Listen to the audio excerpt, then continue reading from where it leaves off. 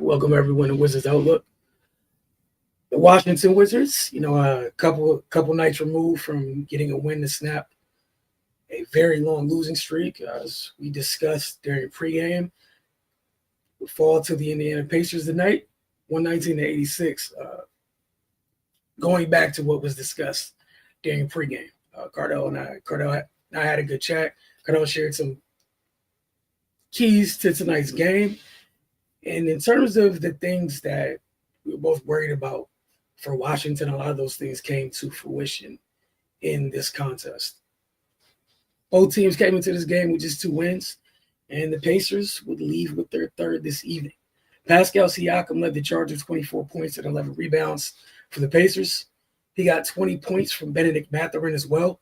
The Pacers took care of the ball for the most part. They shared it well, and they shot 52% from the floor, including 38% from deep.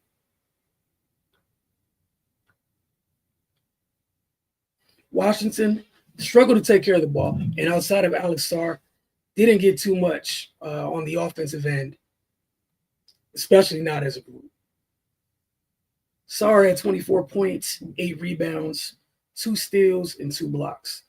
The Wizards bench, one of the few areas that has been strength or at least reliable for Washington this season.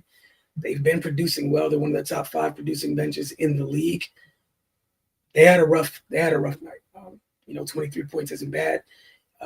It's below their standard, I would say, for what they've been most of this season.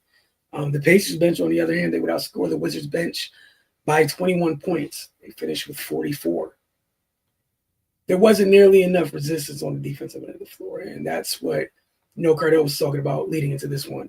One of the things he felt they had to take care of was defending, period, just defending.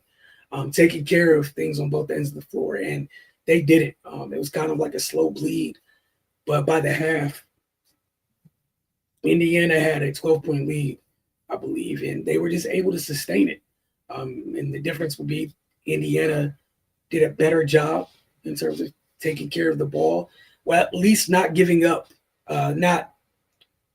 Washington didn't do a good enough job making Indiana pay for the mistakes, where Indiana did a great job making Washington pay for theirs. As far as the turnovers went, Washington conceded 21 points off their turnovers. Indiana just conceded 9. For Siakam, going back to that defensive resistance, Cardell also made a point to mention that one of the things Indiana does do well is get to the line. They only shot 13 free throws. So for them to have the type of output they had, the production offensively, it was more about what Washington didn't do on that end of the floor, right?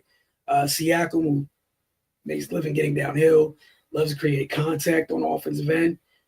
He attempted just 2 free throws, which, again, is a bit of an indictment on that pressure, the lack thereof from Washington's defense.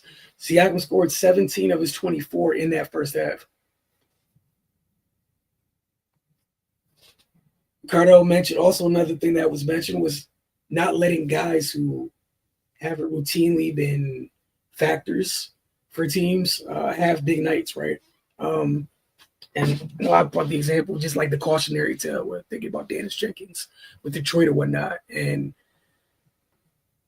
Washington, again, just an opportunity to put together a streak was lost tonight, obviously. We've been talking about defense all season long, so I'm not going to make too big finish you there. But for Indiana to talk about what they did, at least defensively, right? Washington shot just 39% from the floor, 22% from deep, and 65% from the line. It's extremely difficult to win like that. Indiana gave up just, 34 points in the second half? That's it. So, again, credit to Indiana for that, but just 34 points. All they surrendered this evening in the second half, which Washington has shown they're able to they've been capable of scoring the ball this season. 34 points and a half that's just not going to cut it. CJ had come off that big game before the holiday. Just 11 tonight. Lachlan Bali with 11. Keyshawn George, 27 minutes, had a bit of a rough night. And this is another one of those, those games mentioned at different times this season where not one person was not even. If we're talking about the plus minus, no one can even get back to even. It was just a truly rough night. Up next for Washington, they get a couple days to get themselves together, and they start next week with a back-to-back. The first of which is they're hosting Milwaukee on Monday night, and then Tuesday they'll be on the road in Philadelphia to take on the Sixers. Player of the game, I mentioned him several times already, going to go Pascal Siakam. Feel like that was an easy choice. 24 points, does 11 rebounds, 17 of those 24 in the first half. Did a great job leading his troops to get their third win of the season. X Factor, G.J. McConnell.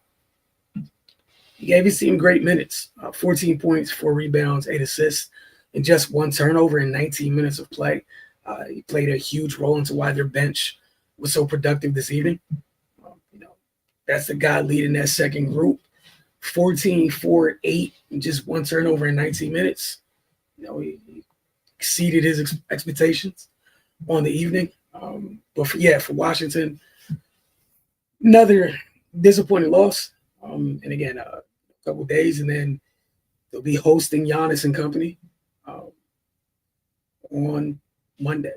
So we will talk with you guys then, and we'll see you guys Monday for Wizards pregame.